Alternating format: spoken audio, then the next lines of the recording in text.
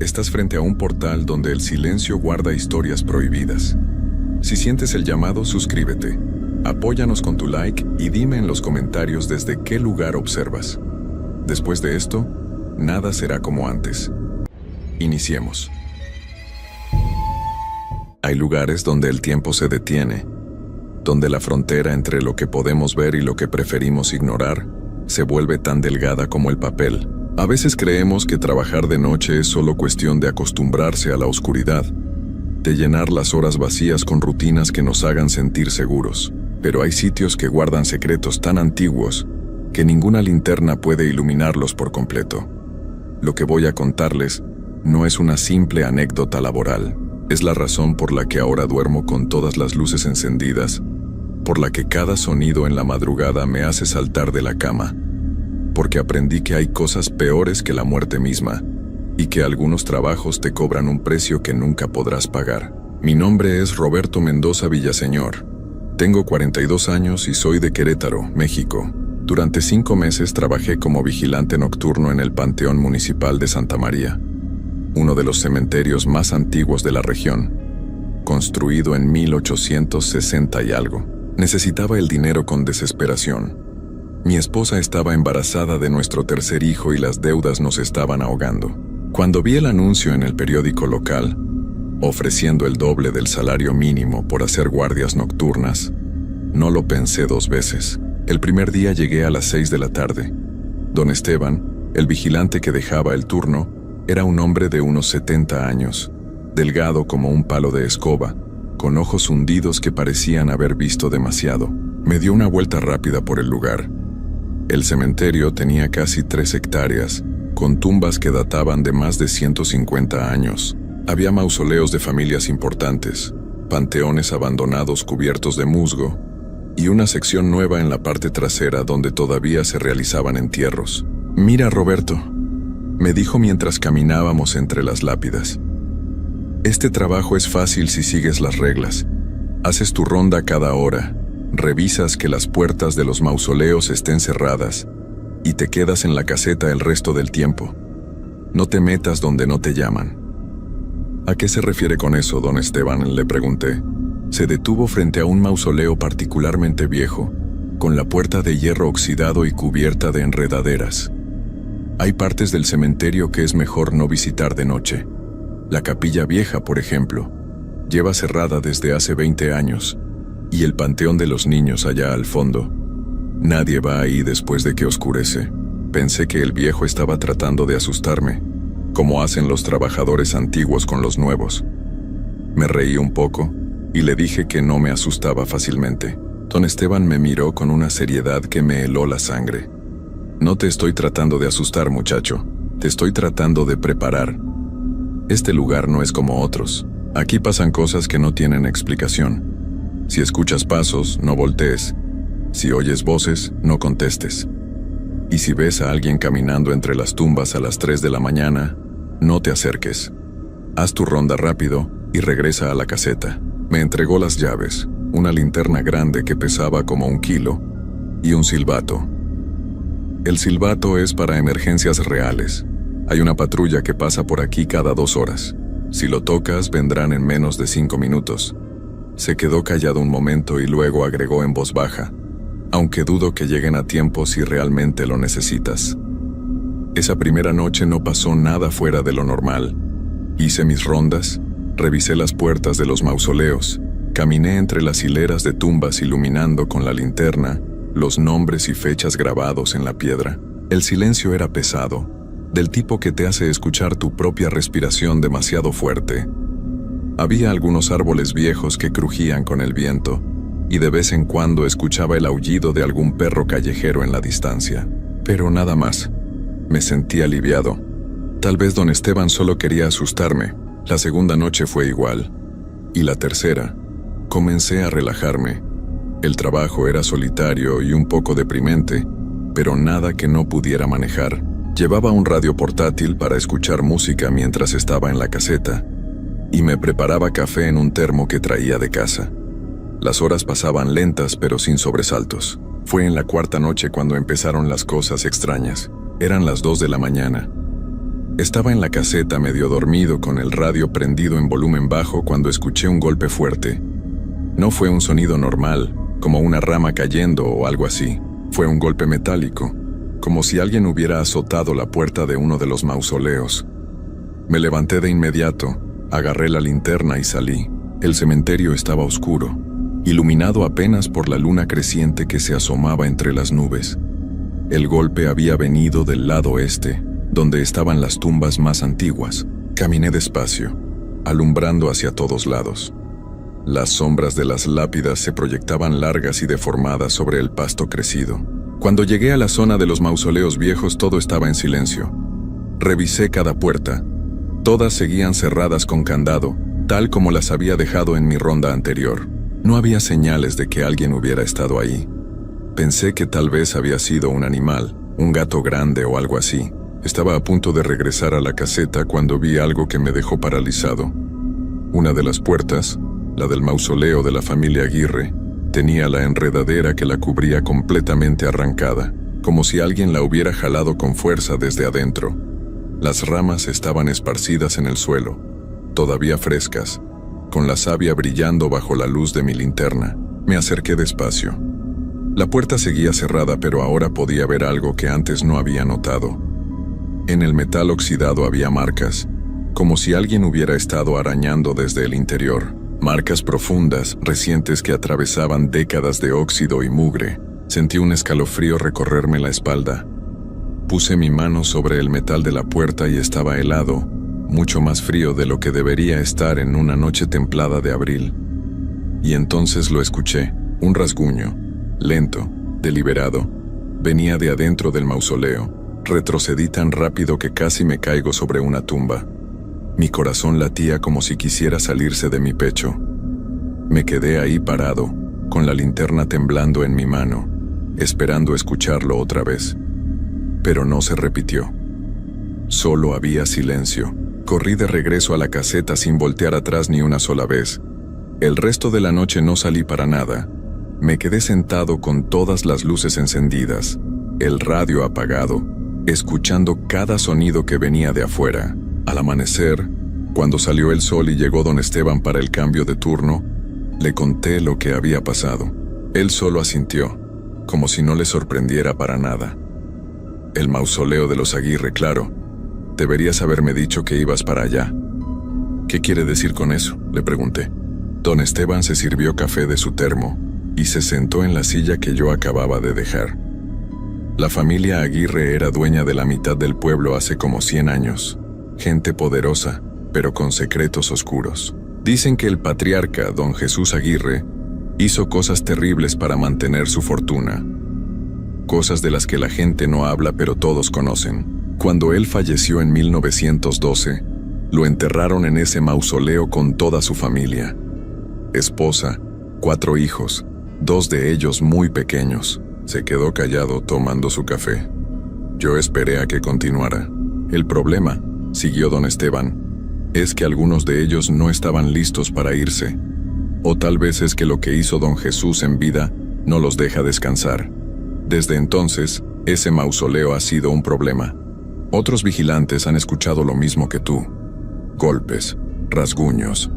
Uno incluso juró que vio una figura blanca parada frente a la puerta, mirando hacia afuera, con las manos presionadas contra el metal. ¿Por qué nadie hace nada ahí?, pregunté. ¿Por qué no lo derriban o algo así? Don Esteban me miró como si fuera un niño ingenuo. ¿Derribar un mausoleo? ¿Sabes lo que pasaría si alguien intentara eso? Nadie en este pueblo tocaría ese lugar, ni aunque le pagaran todo el oro del mundo. Además, ¿qué les vas a decir a las autoridades? ¿Que hay fantasmas? Se reirían en tu cara. Terminó su café y se levantó. Mi consejo es que sigas haciendo tu trabajo, pero mantente alejado de ahí. Haz tu ronda por el otro lado. No hay necesidad de buscar problemas. Esa noche decidí seguir su consejo.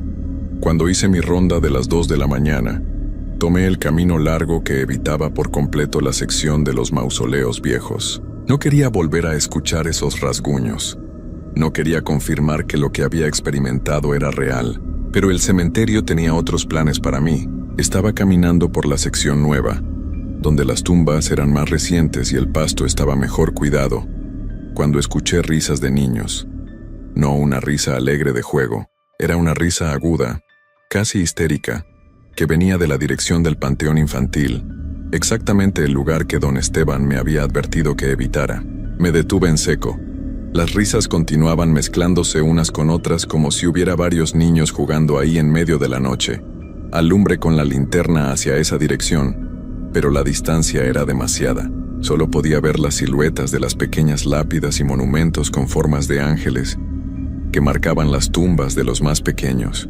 Las risas se detuvieron de golpe, todas al mismo tiempo, como si alguien hubiera apretado un botón de pausa. El silencio que siguió fue peor que el sonido.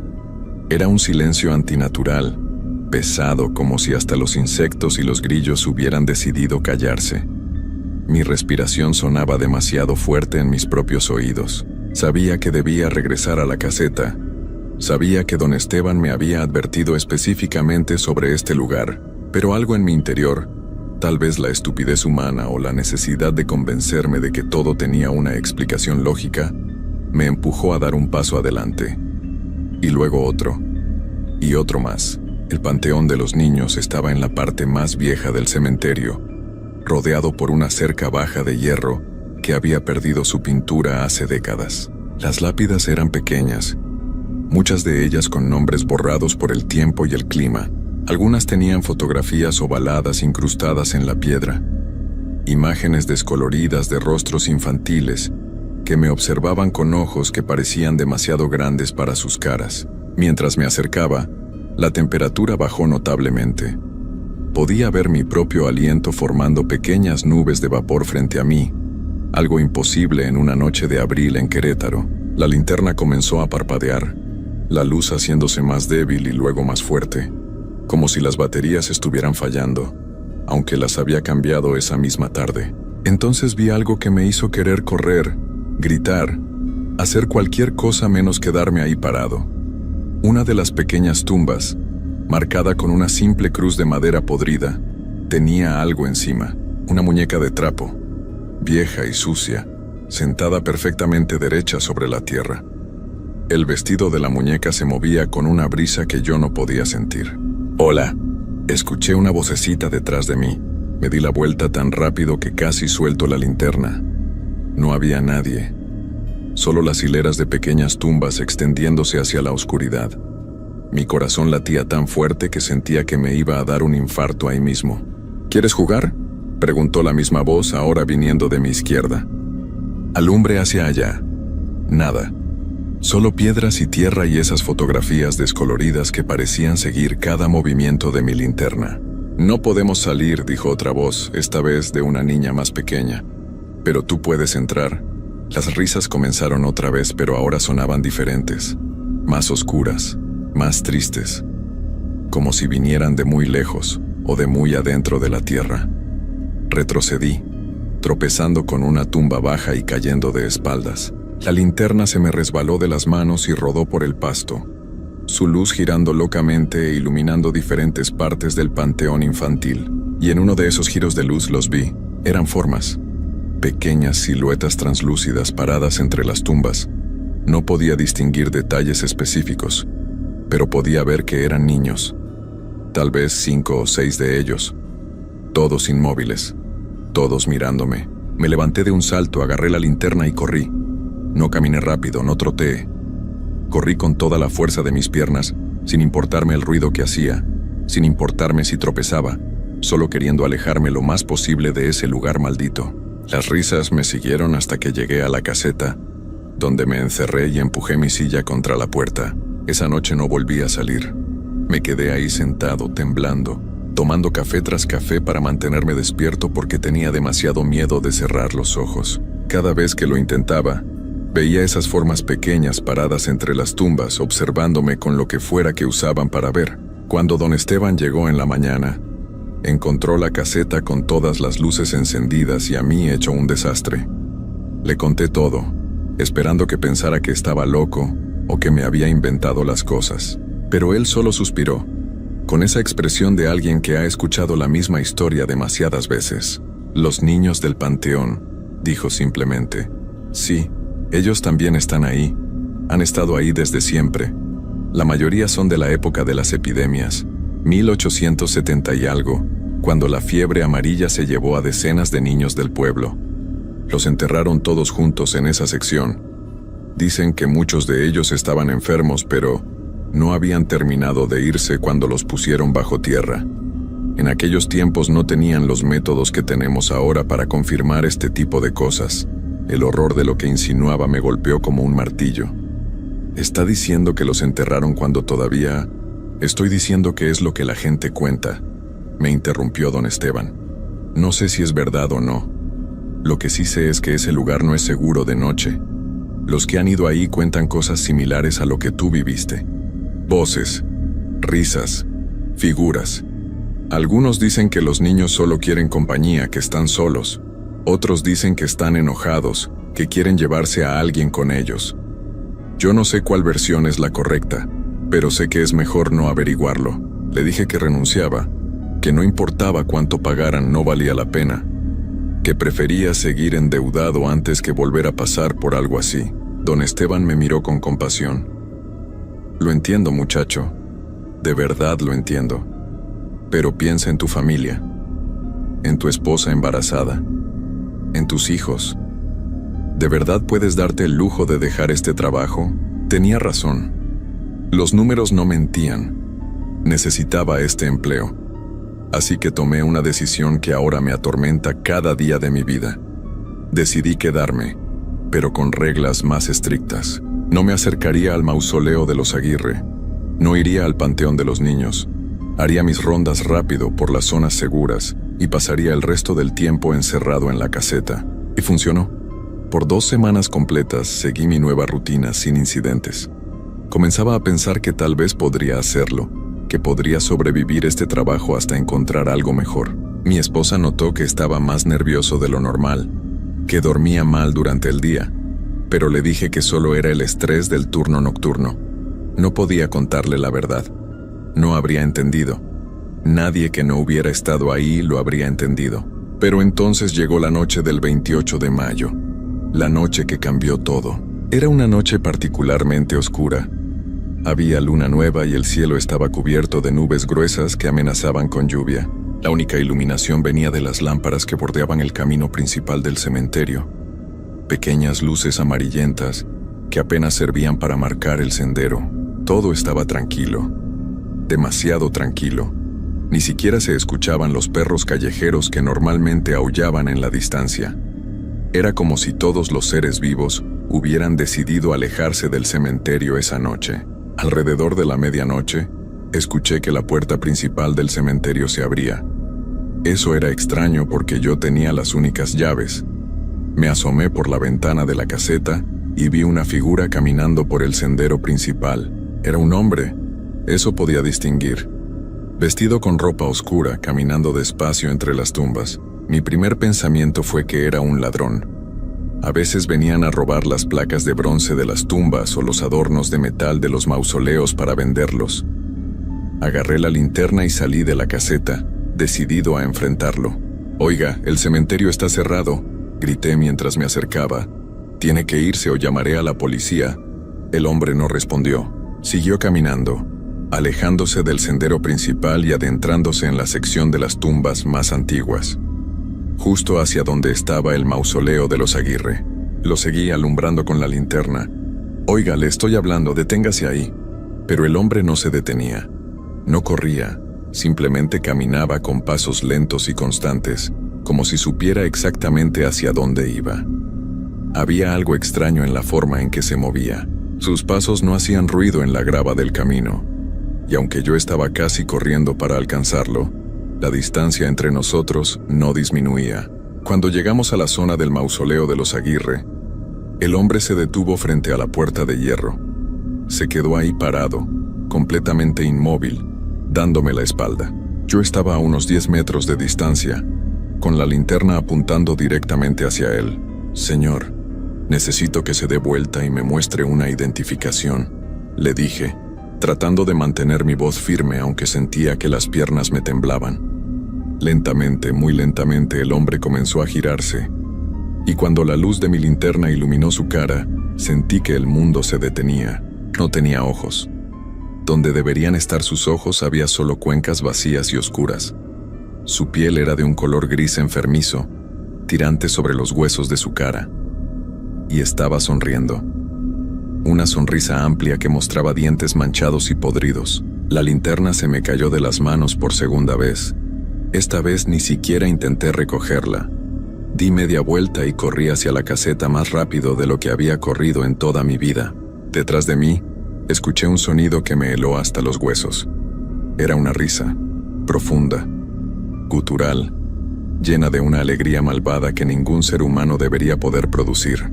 Llegué a la caseta, cerré la puerta con seguro y agarré el teléfono para llamar a la policía. Pero la línea estaba muerta. Marqué una y otra vez. Nada, ni siquiera un tono. Entonces intenté con mi celular. No había señal. En un lugar donde siempre había al menos una barra de señal, ahora no había absolutamente nada. Miré por la ventana. El hombre sin ojos estaba parado en medio del sendero, a unos 20 metros de la caseta, todavía sonriendo. Y no estaba solo. A su alrededor, comenzaron a aparecer otras figuras. Salían de entre las tumbas, de detrás de los árboles, de la misma oscuridad. Algunas eran translúcidas como las que había visto en el panteón infantil. Otras eran más sólidas, más definidas. Pero todas se movían hacia la caseta. Retrocedí de la ventana y me acurruqué en una esquina, con las rodillas contra el pecho, tratando de hacerme lo más pequeño posible. Afuera, escuchaba pasos rodeando la caseta, golpes suaves en las paredes, rasguños en la puerta, y voces, tantas voces. Algunas susurraban mi nombre, otras reían, algunas lloraban, todas mezclándose en un coro horrible que parecía entrar directamente en mi cerebro. Roberto Mendoza, te vemos, te conocemos. Sabemos dónde vives, conocemos a tu esposa, a tus hijos. Cerré los ojos con fuerza y me tapé los oídos. Pero las voces seguían ahí. No venían de afuera. Venían de adentro de mi propia cabeza. No sé cuánto tiempo pasé así. Pudieron ser minutos u horas. El tiempo perdió todo significado. Solo existía el terror, el sonido de esas voces y la certeza de que algo terrible estaba a punto de pasar. Y entonces todo se detuvo. El silencio regresó de golpe. Abrí los ojos lentamente. La luz del amanecer comenzaba a filtrarse por la ventana de la caseta. Afuera, el cementerio se veía normal, tranquilo, como si nada hubiera pasado. Me levanté con piernas temblorosas y miré por la ventana. No había nadie. Las tumbas estaban en su lugar. Los árboles se mecían suavemente con la brisa matutina. Todo parecía perfectamente ordinario. Cuando don Esteban llegó para el cambio de turno, me encontró sentado en el suelo todavía temblando. Esta vez no me preguntó qué había pasado. Solo me miró y asintió, como si ya supiera. ¿Lo viste, verdad? Al hombre sin ojos. No pude hacer más que asentir. Don Jesús Aguirre, dijo don Esteban en voz baja. Él es el peor de todos. Aparece cuando quiere reclamar algo, o a alguien. Renuncio, logré decir con voz quebrada. Esta vez es en serio. No me importa qué pase, no vuelvo aquí nunca más. Don Esteban se sentó a mi lado. Ya es muy tarde para eso, Roberto. Él te vio, te conoce. Una vez que te ve, no te deja ir así como así. Te seguirá, a tu casa, a donde vayas, hasta que obtenga lo que quiere. ¿Y qué quiere?, pregunté, aunque una parte de mí ya conocía la respuesta. Compañía, respondió el viejo. No le gusta estar solo en ese mausoleo. Cada cierto tiempo escoge a alguien que trabaje aquí, que pase tiempo en su territorio, y ese alguien deja de dormir bien. Empieza a ver cosas, a escuchar cosas, hasta que un día simplemente no pueden más. Me levanté de un salto. No. Tiene que haber una forma de detenerlo, algún ritual, alguna manera de protegerse. Don Esteban negó con la cabeza lentamente. Lo siento, muchacho. He visto pasar esto antes. 3 vigilantes en los últimos 20 años. Todos empezaron igual que tú. Todos terminaron igual. ¿Cómo terminaron?, pregunté, Aunque no estaba seguro de querer saber la respuesta, el viejo me miró con ojos llenos de tristeza. Uno simplemente desapareció. Lo encontraron semanas después dentro del mausoleo de los Aguirre, aunque las puertas habían estado cerradas todo el tiempo. Otro se volvió loco. Comenzó a hablar de voces que no lo dejaban en paz. Terminó internado en un hospital. El tercero se detuvo como si le costara continuar. El tercero decidió que la única forma de acabar con el tormento era terminar con su propia vida. Lo hizo aquí mismo, en la caseta, durante su último turno. Sentí que el piso se movía bajo mis pies. ¿Y usted? ¿Por qué a usted no le pasa nada? Oh, a mí también me pasó, dijo don Esteban con una sonrisa triste. Hace 30 años, cuando era joven como tú, don Jesús también me escogió. Me atormentó durante meses, pero yo hice un trato con él. ¿Qué tipo de trato? El viejo se levantó y caminó hacia la puerta. Eso no importa. Lo que importa es que tú no puedes hacer el mismo trato que yo. Solo funciona una vez, y yo ya lo usé. Tiene que haber otra forma. Insistí sintiendo la desesperación creciendo en mi pecho. Don Esteban se volteó antes de salir. Tal vez la haya, pero yo no la conozco. Lo único que puedo decirte es que no huyas. Si intentas huir, será peor. Te encontrará donde sea que vayas y el tormento será más intenso. Tu única opción es seguir viniendo, seguir trabajando y tal vez, solo tal vez, te aburra de ti y te deje en paz. O tal vez no. No hay garantías en esto. Y con esas palabras de consuelo inexistentes el viejo se fue, dejándome solo en la caseta con el peso horrible de lo que acababa de descubrir. Esa fue hace 2 meses. Y don Esteban tenía razón en algo. Don Jesús me sigue. No importa dónde esté, puedo sentir su presencia. Cuando estoy en casa con mi familia, veo sombras moviéndose en las esquinas de mi visión. Por las noches escucho rasguños en las paredes. Mi esposa me pregunta por qué ya no duermo, por qué me sobresalto con cada ruido, por qué me levanto a revisar las puertas y ventanas cada hora. Seguí trabajando en el cementerio porque no había alternativa. Cada noche es un nuevo horror. A veces son los niños del panteón que me llaman. Otras veces es el hombre sin ojos que aparece frente a mí, cada vez más cerca. Y siempre están las voces en mi cabeza, recordándome que ya no puedo escapar. Mi bebé nació la semana pasada, una niña hermosa. La sostuve en mis brazos en el hospital y lloré. No de felicidad como mi esposa pensó, sino de terror. Porque esa noche, cuando volví al cementerio para mi turno, el hombre sin ojos estaba esperándome en la caseta, y por primera vez, habló con una voz que no era solo en mi cabeza. «¿Qué niña tan hermosa tienes, Roberto? Tan pequeña, tan frágil. Sería una pena que algo le pasara». Desde entonces no puedo dejar de pensar en ello. No puedo dejar de imaginar esas manos grises y frías tocando a mi hija. No puedo dormir, no puedo comer, no puedo funcionar. Estoy escribiendo esto porque necesito que alguien sepa lo que pasó. Necesito que si algo me sucede, si desaparezco como el primer vigilante, si pierdo la cabeza como el segundo, o si tomo la misma decisión que el tercero, al menos quede un registro. Hay lugares en este mundo que deberían permanecer abandonados. Lugares donde la muerte no es el final sino el principio de algo peor. El Panteón Municipal de Santa María es uno de esos lugares. Y yo cometí el error de pensar que podía trabajar ahí sin consecuencias. Don Jesús Aguirre sigue esperándome cada noche. Los niños del panteón siguen llamándome. Y yo sé, con una certeza que me hiela hasta el alma, que esta historia no va a terminar bien. No para mí, no para mi familia. Y tal vez no para ti, si alguna vez decides ignorar las advertencias y aceptar un trabajo en un lugar donde los muertos no descansan en paz. Porque ahora que has leído esto, ahora que conoces sus nombres, tal vez ellos también te conozcan a ti. Y tal vez, solo tal vez, estén buscando nueva compañía. Hay cosas en este mundo que no tienen explicación. Cosas que ves con tus propios ojos pero que tu mente se niega a aceptar. Trabajar de noche en una carretera solitaria te enseña que la oscuridad esconde más de lo que imaginamos. Que hay momentos en los que el silencio pesa tanto que puedes sentirlo en el pecho. Y que a veces, lo más aterrador no es lo que ves, sino lo que sabes que está ahí, esperando. Esta es mi historia. Una historia que nunca he podido olvidar y que me cambió para siempre.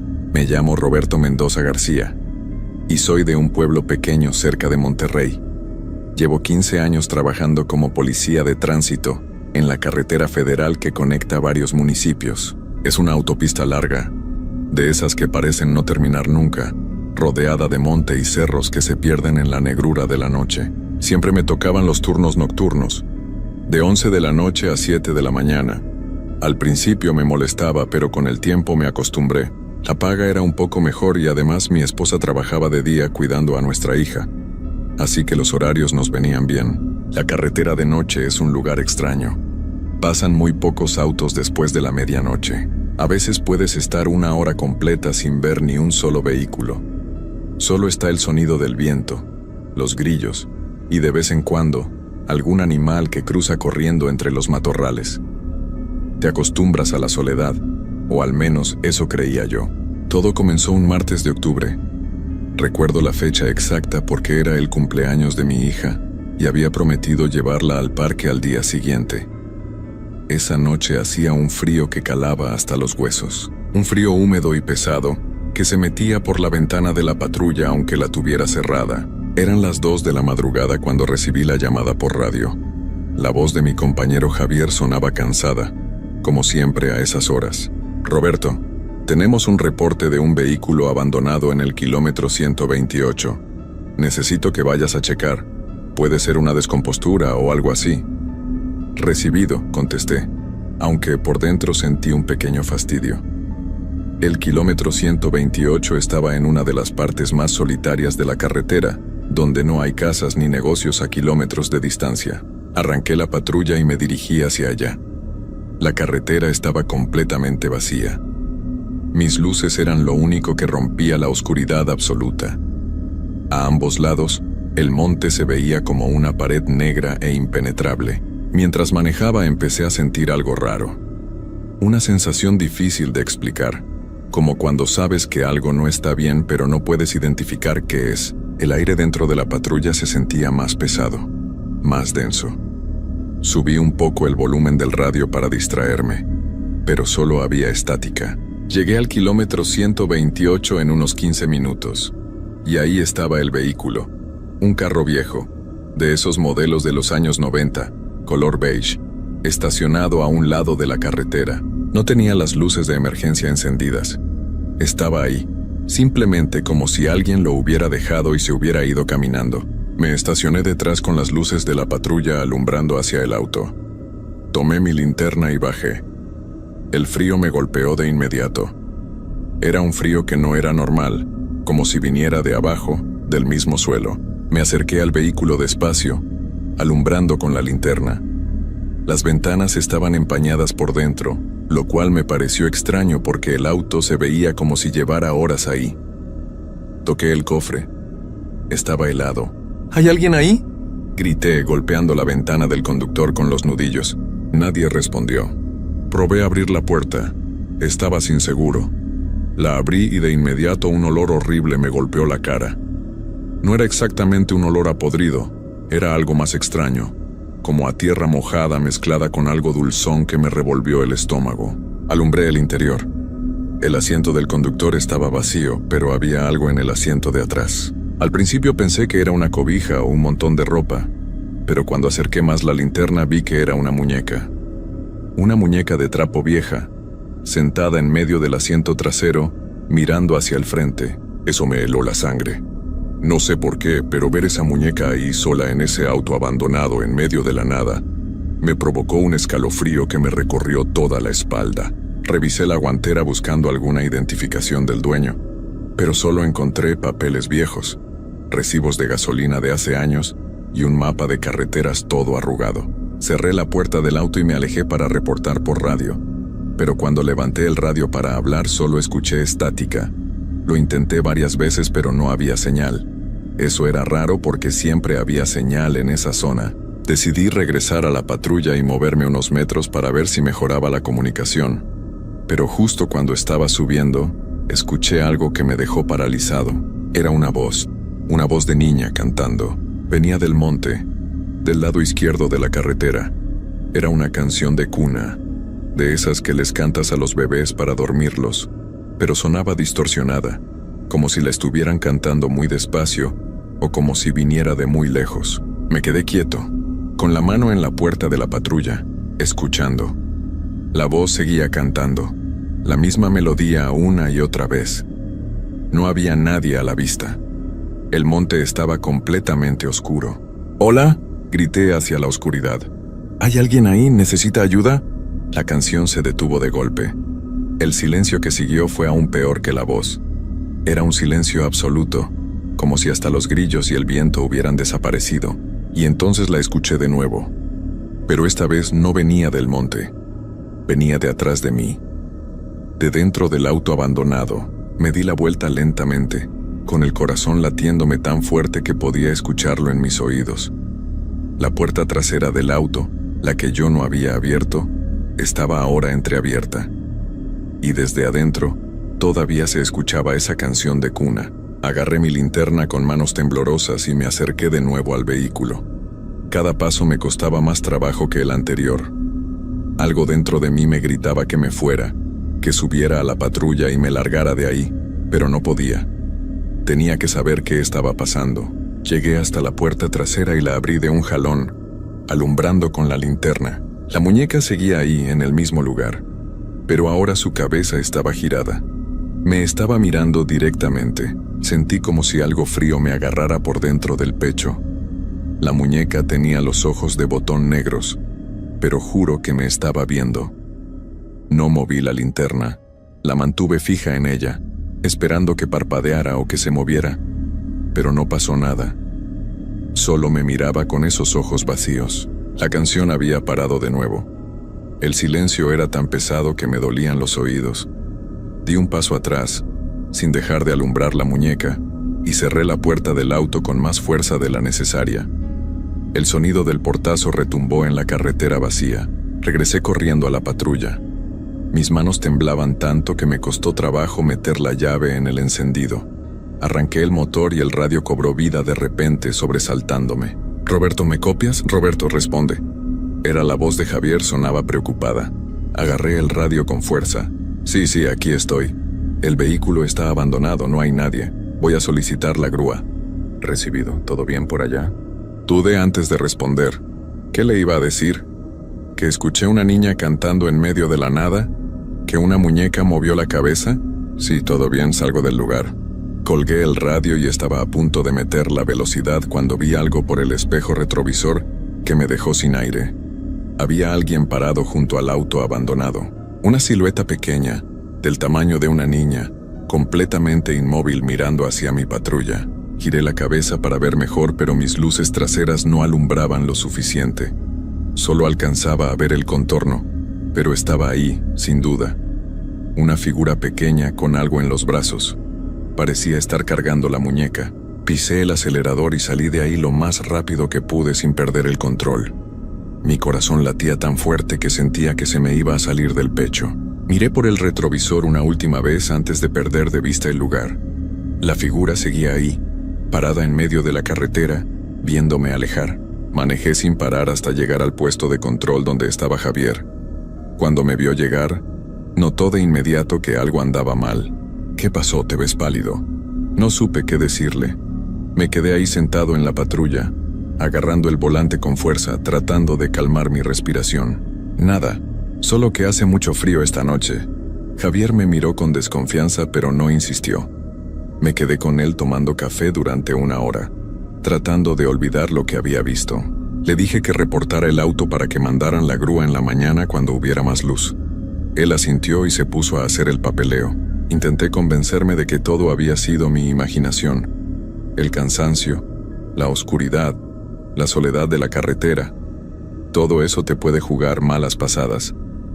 Pero en el fondo sabía que lo que vi fue real. El resto de la noche transcurrió sin más incidentes. Hice mi ronda normal. Revisé algunos autos por exceso de velocidad. Ayudé a un conductor con una llanta ponchada. Cosas rutinarias. Pero cada vez que pasaba cerca del kilómetro 128, aceleraba y evitaba mirar hacia ese lado. Cuando terminó mi turno a las 7 de la mañana, me fui directo a casa. Mi esposa ya estaba despierta preparando el desayuno y mi hija estaba viendo sus caricaturas. Todo se veía tan normal, tan seguro que por un momento pensé que de verdad lo había imaginado todo. Pero esa noche, cuando traté de dormir, no pude.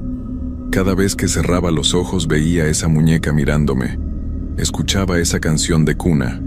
Y lo peor de todo, veía esa figura pequeña parada en medio de la carretera. Pasaron 2 días y traté de olvidarlo. No le conté nada a mi esposa porque no quería preocuparla, pero en el trabajo Javier me contó algo que me heló la sangre de nuevo. Oye, Roberto, ¿te acuerdas del auto ese que encontraste abandonado? Sí, ¿qué pasó con él? Pues mandaron la grúa como dijiste, pero cuando llegaron el auto ya no estaba. Me quedé viéndolo sin entender. ¿Cómo que ya no estaba? Se esfumó. Los de la grúa fueron al lugar exacto, al kilómetro 128, y no había nada. Pensaron que te habías equivocado de kilómetro, así que buscaron varios kilómetros a la redonda. Nada, ni rastro del auto. Sentí un frío que me recorrió todo el cuerpo. Pero yo lo vi, estaba ahí. Abrí las puertas, revisé el interior. Lo sé, yo te creo, pero es extraño, ¿no? A lo mejor el dueño regresó por él. No dije nada más. Pero sabía que eso no era lo que había pasado. Ese auto no se fue manejando. Algo más pasó con él. Esa noche me tocaba trabajar de nuevo.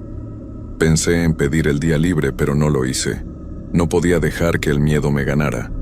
Así que a las 11 de la noche me subí a la patrulla y empecé mi ronda como siempre. Todo iba normal hasta la 1 de la madrugada. Estaba en el kilómetro 90, bastante lejos del lugar donde había visto el auto, cuando el radio empezó a fallar.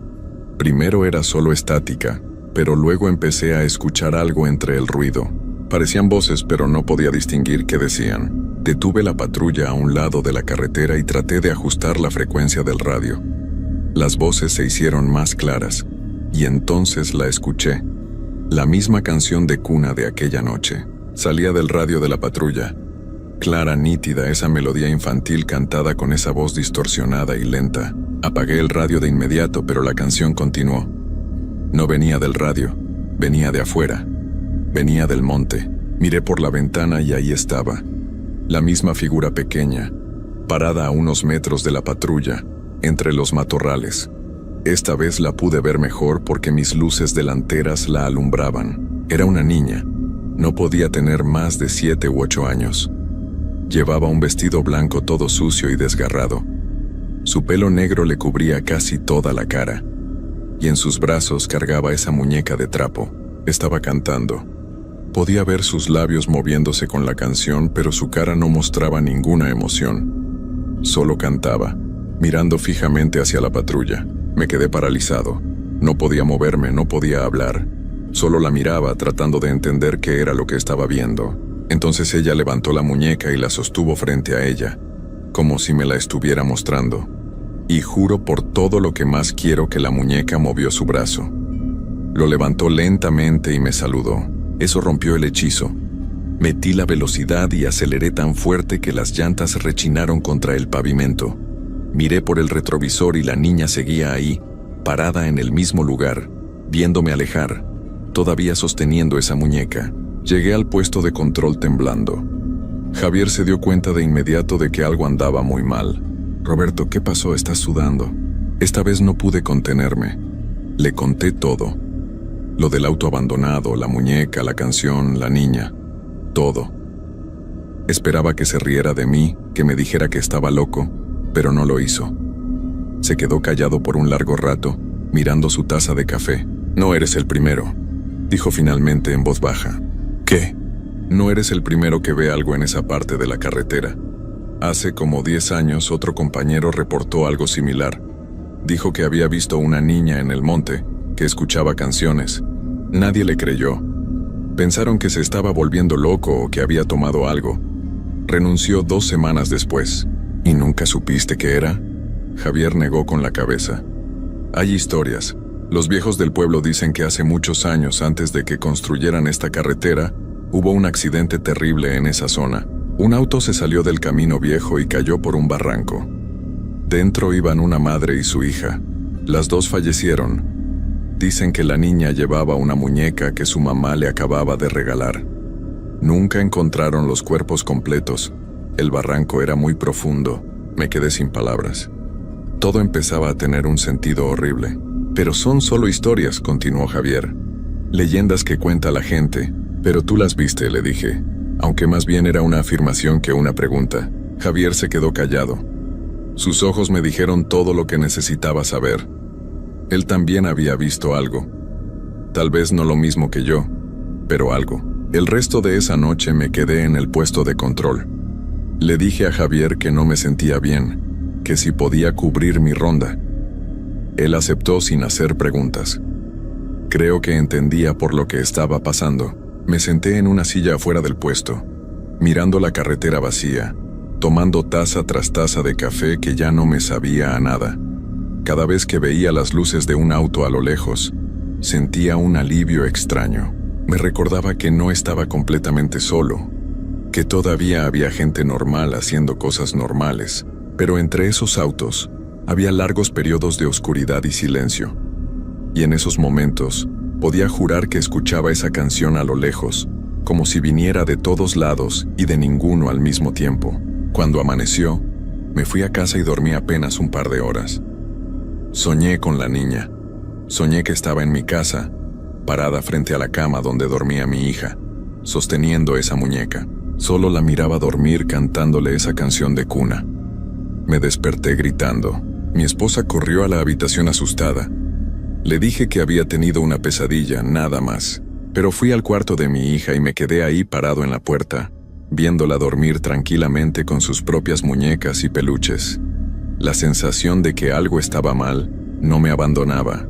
Esa tarde, antes de mi siguiente turno, fui a hablar con don Fermín, un señor mayor del pueblo que conocía todas las historias viejas de la región. Lo encontré en su taller mecánico, trabajando en un auto viejo. Le conté lo que había visto, aunque omití algunos detalles para no sonar completamente loco.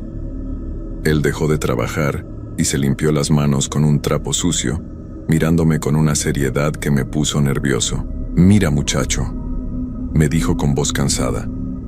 «Esa carretera está construida sobre mucho dolor. Cuando la hicieron, tuvieron que mover un cementerio viejo que había ahí.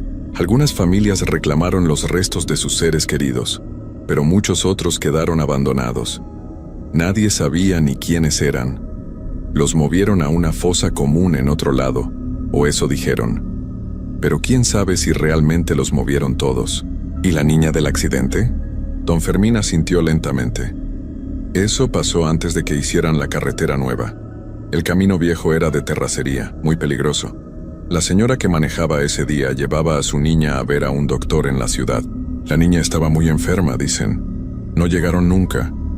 El auto cayó por el barranco y cuando los encontraron días después, la niña todavía abrazaba su muñeca. Era lo único que quedaba intacto. Sentí un escalofrío. ¿Por qué sigue ahí? ¿Por qué no puede descansar? El viejo me miró con ojos tristes. Algunos dicen que porque murió lejos de su casa, sola, asustada. Otros dicen que porque nunca llegó a donde su mamá la llevaba y sigue esperando completar ese viaje. Lo único que sé es que no eres el primero que la ve, y seguramente no serás el último. Esa carretera ya es parte de ella, o ella es parte de la carretera. Es difícil saberlo. ¿Y qué puedo hacer?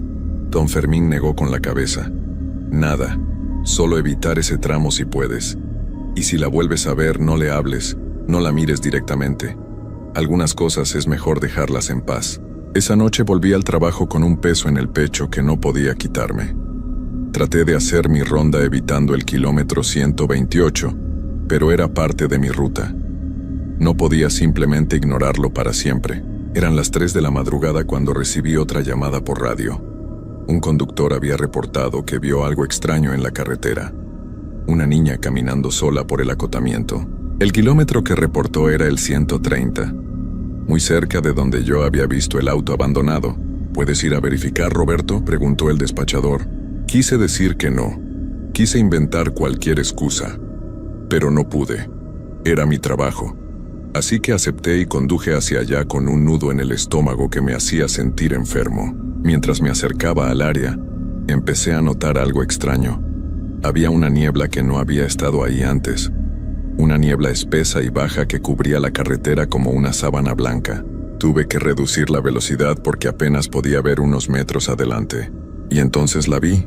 Ahí en medio de la carretera, parada en mi carril, estaba la niña, inmóvil con su vestido blanco sucio, su pelo negro cubriéndole la cara, sosteniendo esa muñeca contra su pecho. Esta vez estaba directamente en mi camino. Frené la patrulla a unos 20 metros de ella. Mi corazón latía tan fuerte que me dolía el pecho. Sabía que tenía que hacer algo, pero estaba paralizado del miedo. La niña empezó a caminar. Lentamente se acercaba a la patrulla. Cada paso era deliberado, pesado. No podía ver su cara, pero sabía que me estaba mirando detrás de todo ese pelo. Intenté meter la reversa, pero mis manos no respondían. Solo podía ver cómo se acercaba cada vez más. 5 metros, 4 metros, 3 metros. Cuando estaba a apenas 2 metros del cofre de la patrulla, se detuvo. Levantó la cabeza y por primera vez pude ver su cara. No tenía ojos, solo cuencas vacías y oscuras. Su piel era pálida como papel, con grietas y manchas de tierra. Su boca estaba ligeramente abierta, y de ella salía esa canción, aunque sus labios no se movían. Levantó la muñeca y la sostuvo contra el vidrio delantero de la patrulla. La muñeca me miraba con esos botones negros. Y entonces, con una voz que no era de niña sino algo mucho más viejo y quebrado, escuché 3 palabras que venían de todas partes. «Llévame a casa». Algo dentro de mí se rompió. No sé si fue el instinto de supervivencia o simplemente el terror puro, pero mis manos cobraron vida. Agarré el volante con fuerza, giré bruscamente y pisé el acelerador. La patrulla derrapó en el pavimento mojado, pero logré esquivarla. Cuando pasé a su lado, giré la cabeza por un segundo. La niña se había dado la vuelta y me estaba viendo alejarme. No se movió. No corrió detrás de mí. Solo se quedó ahí parada en medio de la carretera, abrazando su muñeca, perdiéndose en la niebla. No paré de manejar hasta llegar al puesto de control. Javier me vio llegar a toda velocidad y salió corriendo. ¿Qué pasó? No pude responderle. Solo negué con la cabeza una y otra vez, tratando de recuperar el aliento. Esa fue la última vez que trabajé en ese turno nocturno. Al día siguiente fui con mi supervisor y le pedí un cambio de horario. Inventé cualquier excusa. Dije que tenía problemas familiares, que necesitaba estar en casa por las noches. No le conté la verdad porque sabía que no me creería. Me cambiaron a turnos diurnos una semana después. Fue un alivio enorme, pero el daño ya estaba hecho. Ahora cada vez que tengo que pasar por esa carretera, incluso de día, siento un malestar en el estómago. Evito mirar hacia el kilómetro 128. Subo el volumen del radio para no escuchar nada más que música. Y siempre, acelero al pasar por ahí. Han pasado 3 años desde aquella noche. 3 años en los que no he vuelto a ver a la niña. Pero sé que sigue ahí. Otros compañeros han reportado cosas extrañas en esa zona. Autos abandonados que desaparecen. Canciones que salen del radio. Figuras en el monte. Javier ya no trabaja con nosotros. Renunció hace 6 meses. La última vez que hablé con él, me dijo que tampoco podía seguir. Que las noches se habían vuelto insoportables. Que cada vez que cerraba los ojos, la veía ahí, esperando. Yo también la veo cuando cierro los ojos. La veo parada en medio de la carretera con su muñeca cantando esa canción, pidiendo que alguien la lleve a casa, a una casa que probablemente ya no existe, a una familia que se fue hace mucho tiempo. A veces me pregunto si hice mal en no ayudarla, si debí haberme detenido, haber escuchado lo que tenía que decir. Pero luego recuerdo sus ojos vacíos, su voz que no era de este mundo, y sé que hice lo correcto, porque hay cosas en este mundo que no podemos ayudar. Cosas que están atrapadas entre lo que fue y lo que nunca podrá ser. Y esa niña, con su vestido blanco y su muñeca, es una de ellas. Sigue ahí, en la carretera, en el kilómetro 128, esperando a que alguien se detenga, esperando a que alguien la lleve a casa, y seguirá esperando, para siempre, porque esa casa ya no existe, porque esa familia ya no está, porque ella nunca terminó ese viaje que comenzó hace tantos años, y ahora está condenada a repetirlo eternamente en esa carretera maldita.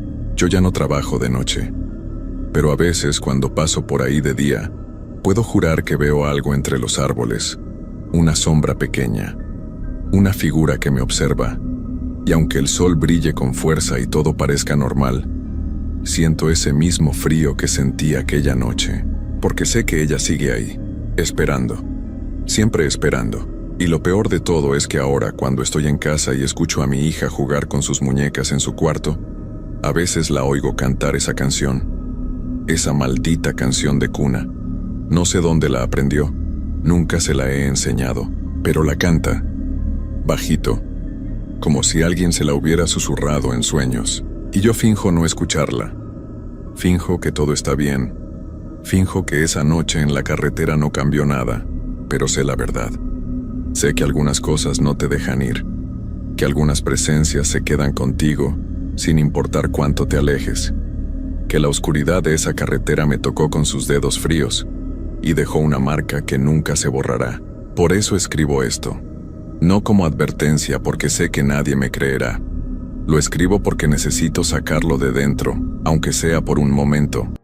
Necesito que alguien más sepa que esa niña existe, que no fue mi imaginación, que es real. Y si algún día tienes que manejar por una carretera solitaria en medio de la noche, y ves un auto abandonado a un lado del camino, o escuchas una canción de cuna en el silencio, o ves una figura pequeña parada entre las sombras, por favor no te detengas. Solo sigue manejando, y no mires atrás, porque si lo haces tal vez ella decida seguirte a ti también,